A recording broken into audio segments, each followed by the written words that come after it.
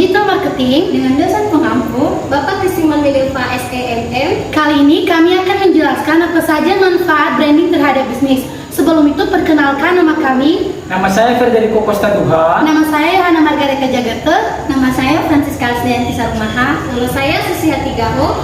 Untuk lebih lanjutnya, tonton video ini sampai habis ya. Terima kasih. Baik, terima kasih. Di sini saya akan menjelaskan tentang manfaat branding bagi bisnis. Branding adalah sebagai kegiatan yang bertujuan untuk membangun dan membesarkan identitas suatu brand atau merek dengan cakupan yang sangat luas, yang meliputi nama dagang, logo, karakter, dan persepsi konsumen akan brand tersebut. Oke, sekarang kita masuk pada manfaat branding bagi bisnis, yang dimana terdapat 4 item penting di dalam mengelola suatu bisnis.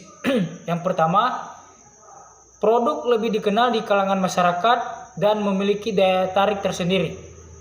Yang kedua, pelanggan cenderung akan memberikan loyalitas terhadap bisnis. Yang ketiga, membuat bisnis dalam posisi yang kuat dalam menghadapi persaingan yang ketat. Dan yang keempat, proses pemasaran akan jauh lebih mudah.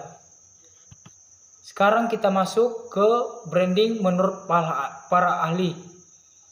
Banyak ahli yang menjelaskan pandangan dan pendapat mereka tentang arti branding. Di antaranya, pertama, menurut Kotler dan Armstrong 1997 dan 283, yang dimana pendapat mereka tentang branding ialah janji penjual untuk menyampaikan kumpulan sifat, manfaat, dan jasa spesifik secara konsisten kepada pembeli. Oke, sekarang kita masuk ke fungsi dan tujuan branding pada perkembangan bisnis. Terdapat 4 fungsi dari branding. Di antaranya ialah pertama, sebagai pembeda. Yang kedua, promosi dan daya tarik.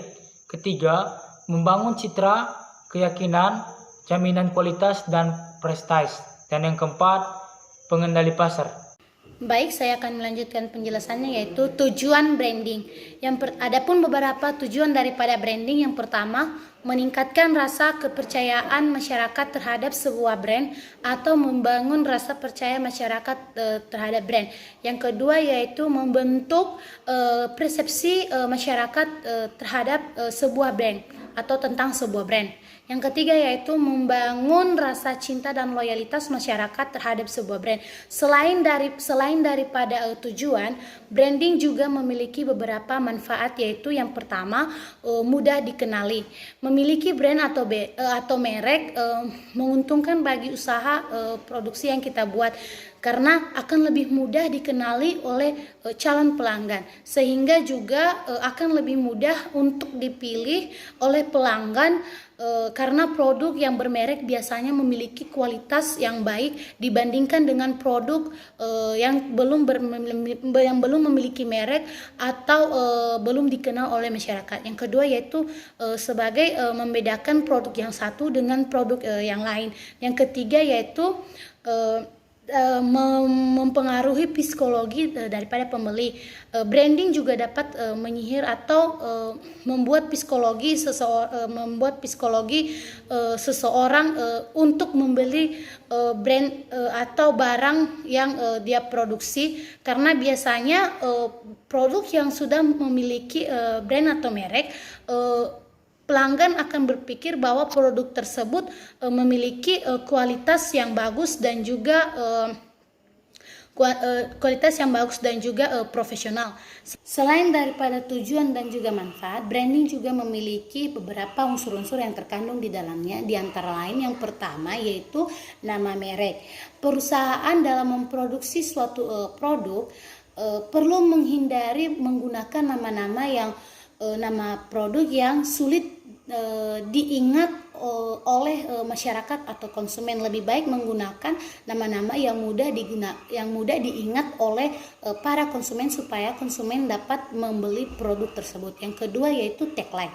Tagline di sini seperti slogan yang dimana digunakan oleh brand atau merek untuk mempromosikan daripada produk tersebut. Misalnya yaitu produk Philips yang memiliki tagline yaitu terus terang, terang terus. Yang ketiga yaitu logo atau lambang brand.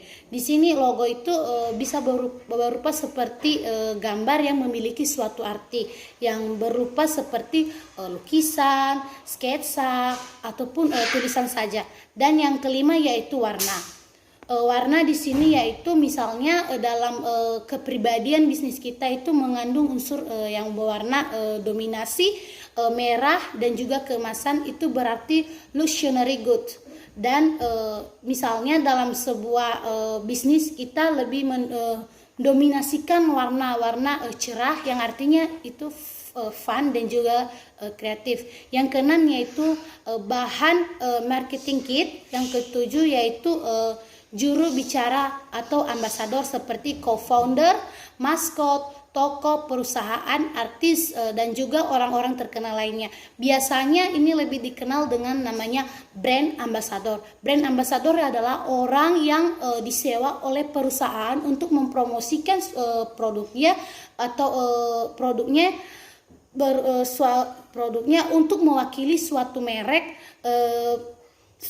secara positif. Dengan demikian dapat membantu meningkatkan, mewujudkan identitas daripada perusahaan dan juga membentuk penampilan, perilaku, nilai-nilai dan juga etika daripada perusahaan brand tersebut.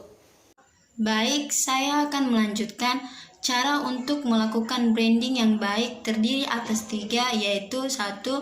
Menetapkan karakter, 2. Membayangkan produk yang akan dibrandingkan, 3. Mendesain logo dan membuat tagline. Baik, 1. Memantapkan karakter. Kita harus meninjau produk dan pelayanan yang kita berikan kepada konsumen. Kita harus mencari tahu apakah pelayanan yang kita beri kepada konsumen tersebut sesuai dengan kebutuhannya atau tidak. 2. Membayangkan produk yang akan kita brandingkan. Untuk melakukan branding ini, kita harus memastikan bahwa branding yang kita buat dapat diingat dengan mudah oleh masyarakat. 3. Merancang logo dan membuat tagline. Maksudnya di sini kita harus membuat simbol terhadap produk kita dan membangun komunikasi kepada konsumen. Baik, selanjutnya jenis-jenis branding. Jenis-jenis branding ini terdiri atas 5, yaitu 1. Personal branding, 2. Corporate branding, 3. Product branding, 4. Geographic branding, dan kelima cultural branding. Baik, personal branding yaitu dengan mengangkat publik figur agar branding kita itu dapat melekat di ingatan masyarakat. Kedua, corporate branding. Maksudnya di sini corporate branding ini merupakan salah satu jenis branding yang menggunakan nama perusahaan dan menjamin kualitas produk dan jasa. Dan corporate branding ini merupakan salah satu strategi pemasaran yang dilakukan untuk lebih dekat dengan konsumen. Ketiga, produk branding. Simbol yang didesain sebagai identitas produk yang bertujuan agar konsumen lebih tertarik pada produk kita daripada produk pesaing. 4. Geographic branding. Memberikan gambaran terhadap produk atau jasa saat nama branding kita disebutkan oleh seseorang. Kelima, cultural branding.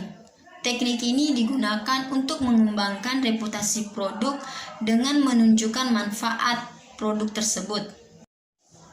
Baik, selanjutnya analisis SWOT-nya. Yang pertama, kelebihan dan peluang.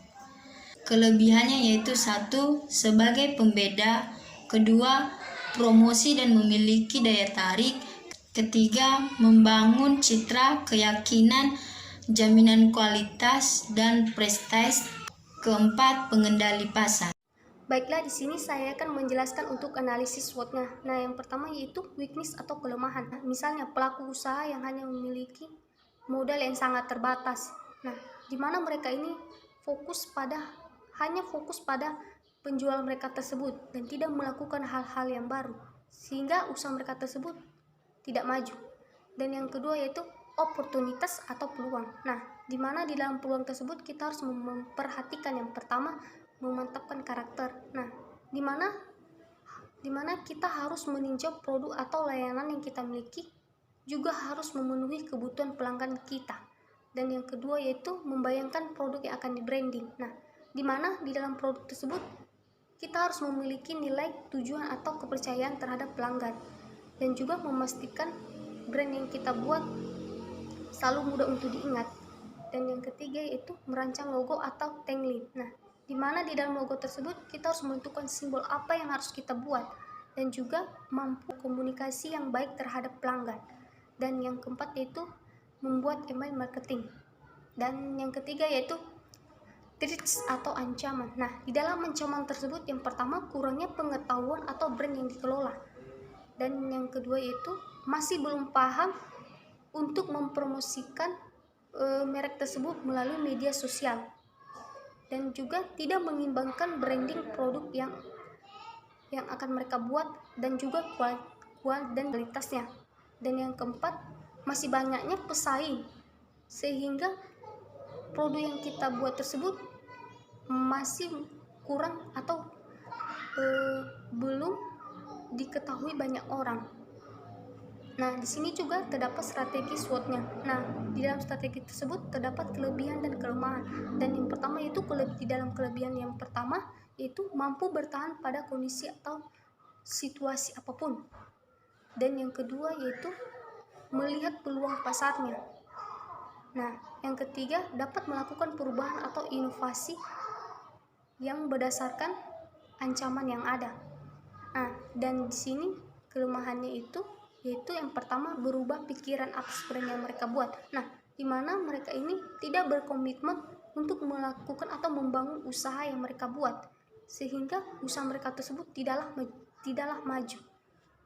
Dan yang kedua yaitu tidak mengimbangkan produk yang dengan kualitas mudah yang berputus asa. Nah, di mana mereka ini mudah menyerah, tidak pendirian dalam melakukan usaha tersebut. Dan sekian dari saya, terima kasih. Jangan lupa like, Comment, share, subscribe. video dan channel YouTube ini ya. Terima kasih.